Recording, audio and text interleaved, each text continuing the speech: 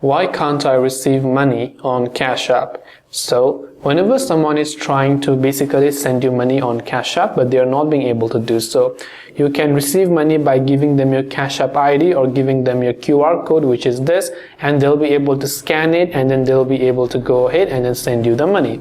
Now if they're not being able to send it, or if you're not even receiving it, it might be an issue with your bank not recognizing your account.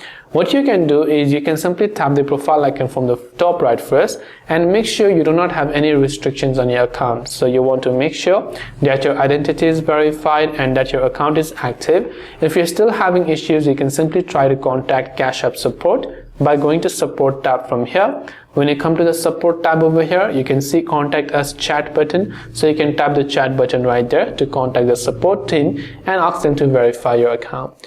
I hope the video helped you. If you have got any further questions, feel free to also leave them down below. Thanks for watching till the very end of this tutorial, and see you soon as always in the next video.